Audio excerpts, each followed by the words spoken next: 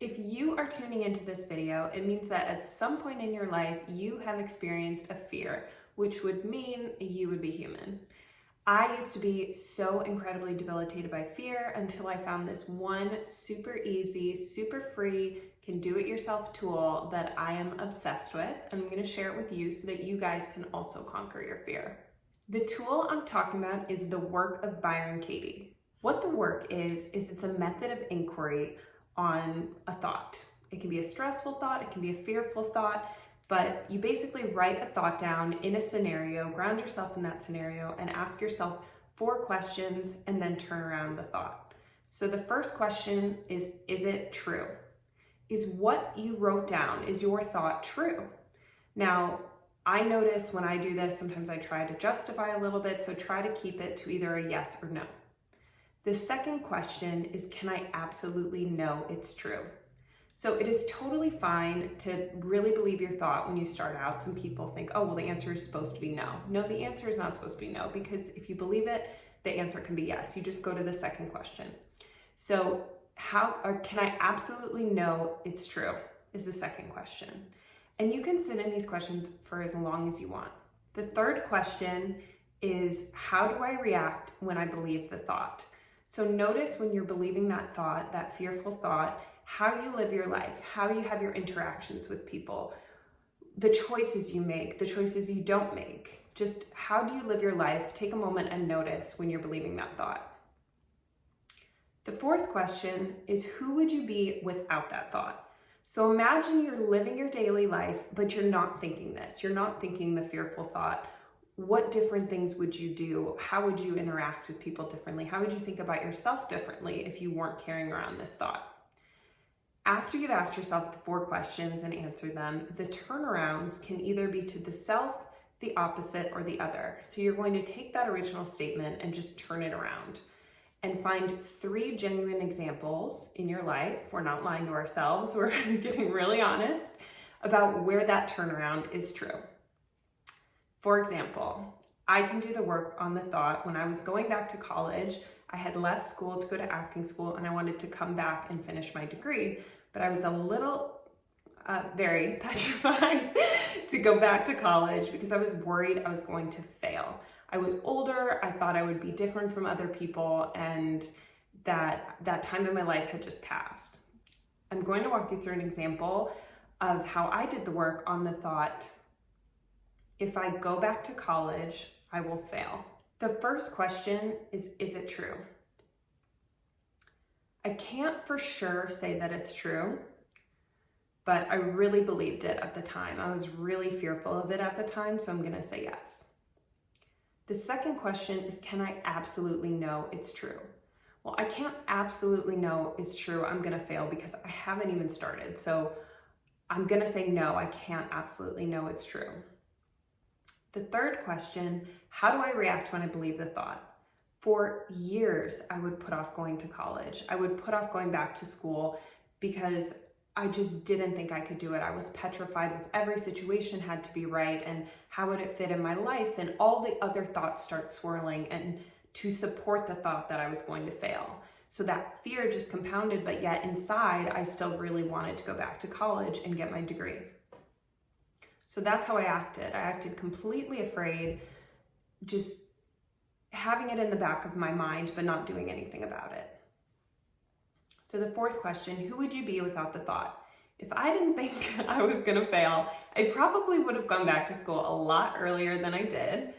And I probably would have been just fine because I wouldn't have been so afraid that I was gonna fail. So the turnarounds. My first turnaround I did was, if I don't go back to school, I'm going to fail. And that is 100% true. If I never took the chance to even go back to school, I would have failed going back to school because I just wouldn't have had it done. I wouldn't have had a chance to succeed. So that's one way it's true. Another way that is true that I would fail is I would fail myself because I really wanted to do it. I really wanted to get my psychology degree. I really wanted to say I finished college and had that experience, and it would have been failing myself to be so afraid to not even try.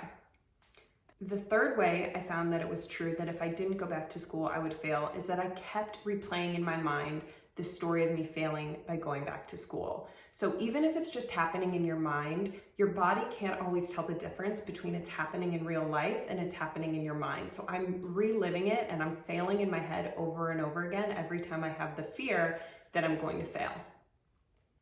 The second turnaround I found was if I go back to school, I'm not going to fail.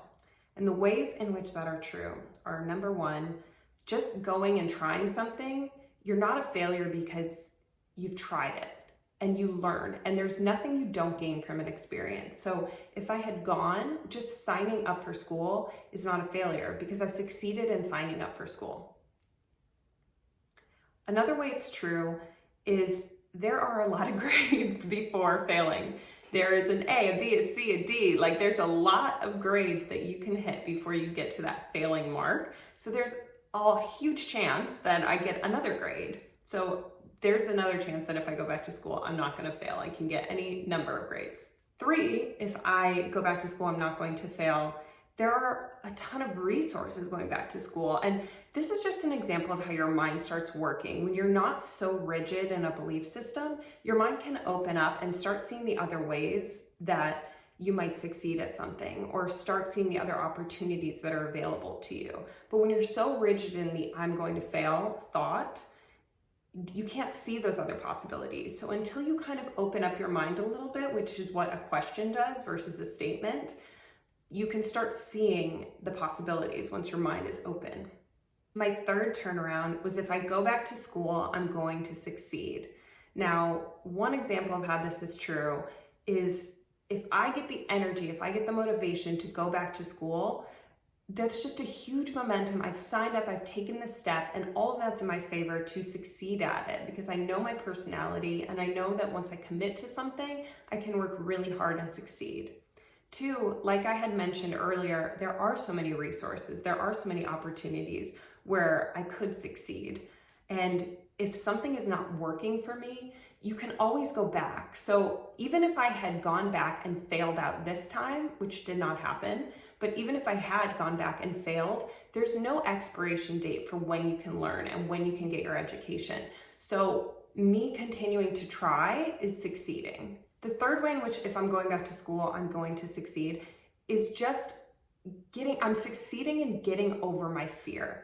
So just going back to school is a success in getting over the thing that I am so afraid of. And the fear is way worse than the going to school. The fear is way worse than doing the thing.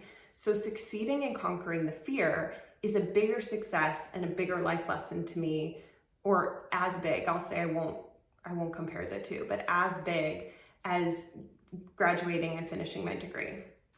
So working with my mind like this and being able to question each negative thought that came up, each fearful thought, and sometimes thoughts will resurface. They might be a little less strong, they might be out of nowhere, or they might have a different topic under them, but the same theme. And you can always use this structure of the 4 questions and the turnarounds, and you can just always go back to that. And anytime you start having a fearful thought, you can just go right back to the is it true? And start from those 4 questions, work your way down, do the turnarounds. So this is an entirely free tool. If you have any more questions on it, if this was helpful, which I hope it was, I hope this has given you a tool in your arsenal. I'm going to include the questions and the turnaround in the description so you can just copy paste that wherever you are. If you want any more information, Byron Katie has dedicated her whole life to helping people end suffering through this method. So you can go to her website at www.thework.com to find out more. She hosts great events.